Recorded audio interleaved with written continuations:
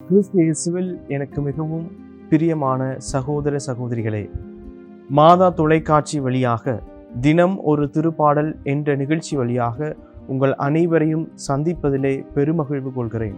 உங்கள் அனைவருக்கும் ஆண்டவர் இயேசு கிறிஸ்துவின் பெயரால் வணக்கங்களையும் வாழ்த்துக்களையும் தெரிவித்துக் கொள்கிறேன். கிறிஸ்து இயேசுவில் பிரியமானவர்களே, இன்றைய திரு அவையானது இன்று நமக்கு ஒரு திருப்பாடலை தியானிக்க கொடுத்திருக்கிறது. அதனுடைய பல்லவி, அனைத்து உலகோரே ஆண்டவரை ஆர்ப்பரித்து வாழ்த்துங்கள். இந்த சங்கீதமானது இஸ்ரேல் மக்களுக்கு மட்டும் கொடுக்கப்பட்ட ஒரு அழைப்பாக பார்க்கப்படுவதில்லை, மாறாக அனைத்து உலக மக்களையும், இந்த உலகிலே ஆண்டவர் இயேசுவினுடைய பிள்ளைகளாக வாழ்ந்து கொண்டிருக்கிற நாம் இந்த திருப்பாடல் வழியாக அவரை இன்னும் அதிகமாக போற்றி புகழவும், தந்தை கடவுளையும் தூய ஆவியானவரையும் வாழ்த்தி புகழ்வதற்காக இந்த புகழ் பாடல் பயன்படுகிறது. இது நமக்கு மட்டுமான புகழ் பாடல் அல்ல, மாறாக இந்த உலகிலே வாழ்ந்து கொண்டிருக்கிற ஒவ்வொரு மகனுக்காகவும் மகளுக்காகவும் அவர்கள் தங்களது வாழ்க்கையிலே அடைந்த நன்மைத்தனங்களை நினைத்து ஆண்டவரை புகழ்ந்து பாட ஒரு அழைப்பு விடுக்கிற பாடலாக இது இருக்கிறது. கிறிஸ்து இயேசுவில் பிரியமானவர்களே, இந்த புகழ் பாடலை நாம் சிந்திக்கின்ற போது, இதன் பின்னணியை பார்க்கின்ற போது, இஸ்ரேல் மக்கள் பாபிலோனிய அடிமைத்தனத்திலே தங்கள் வாழ்வே முடிந்து விட்டது என்று சிந்தித்து கொண்டிருக்கின்ற போது ஆண்டவர் அவர்களை அருமையாய் மீட்டு அவர்களுக்கு ஒரு புது வாழ்வு கொடுக்கிறார். அந்த எருசலேம் ஆலயம் இடிக்கப்பட்டிருந்த போது அதை மீண்டும் அவர்கள் கட்டி எழுப்பி புதுப்பித்து ஆண்டவருக்கு ஒரு நன்றி செலுத்துகின்ற ஒரு சூழ்நிலையை இந்த பின்னணியாக நாம் பார்க்கிறோம்.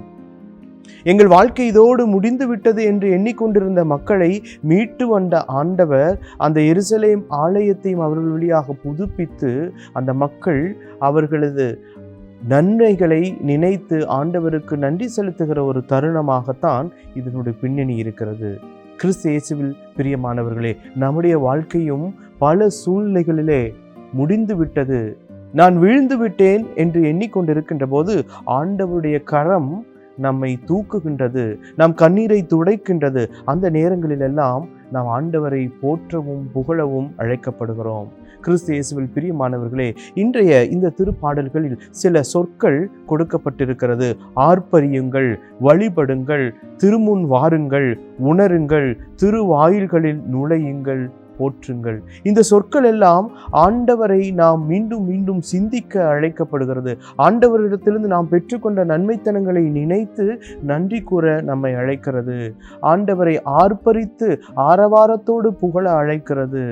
ஆண்டவரோட திரு குழந்தைகளாக அவரது திருமுன் நின்று ஆண்டவருடைய திருவாயில்களில் நுழைந்து அவரது தேவாலயங்களில் நுழைந்து அவரை பற்றி பிடித்து அவரிடமிருந்து நாம் பெற்றுக்கொண்ட நன்மைகளுக்கு நன்றி செலுத்த இந்த திருப்பாடல் நமக்கு அழைப்பு விடுக்கிறது. உணருங்கள் என்கின்ற வார்த்தை, இதோ ஆண்டவர் அனுதினமும் நம்மை காத்து வருகிறார். தாயின் கருவில் உருவாகும் முன்னே நான் உன்னை தெரிந்து கொண்டேன், உன்னை என் உள்ளங்கையில் பொறித்து வைத்திருக்கிறேன், உன் பேரை பொறித்து வைத்திருக்கிறேன், நான் உனக்கு தேவனாக இருக்கிறேன், நீ எனக்கு மகனாக இருக்கிறாய் என்று ஆண்டவர் அனுதினமும் ஒவ்வொரு நொடியும் நம்மை பராமரிக்கிறார், பாதுகாக்கிறார், அன்பு செய்கிறார், உண்மையாக தாயாக தந்தையாக இருந்து நம்மை வழிநடத்துகிறார் என்பதை நாம் உணர அழைக்கப்படுகிறோம். கிறிஸ்து இயேசுவில் பிரியமானவர்களே, ஆண்டவரது நன்மைத்தனங்களை மட்டுமே அனுபவித்து கொண்டிருக்கிற நாம் அவருக்கு நன்றி கூற மறந்து விடுகிறோம். அதற்காகத்தான் இந்த திருப்பாடலில் ஒரு வார்த்தை கொடுக்கப்பட்டிருக்கிறது. ஆண்டவருடைய திருவாயில்களில் நுழையுங்கள்.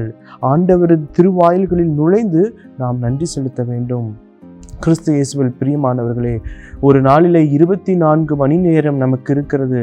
அந்த 24 மணி நேரங்களில் ஆண்டவருக்கு நாம் எத்தனை மணித்துளிகளை நன்றி செலுத்த கொடுக்கிறோம் என்பதை நாம் சிந்தித்து பார்க்க வேண்டும். கிறிஸ்து இயேசுவில் பிரியமானவர்களே, ஆண்டவர் நல்லவராயிருக்கிறார், ஆண்டவர் வல்லவராயிருக்கிறார். அவரது பேரன்பு நம் தலைமுறை தோறும் வந்து கொண்டிருக்கிறது. ஆகவே இதையெல்லாம் நாம் நினைத்து பார்த்து நன்றி செலுத்த வேண்டும்.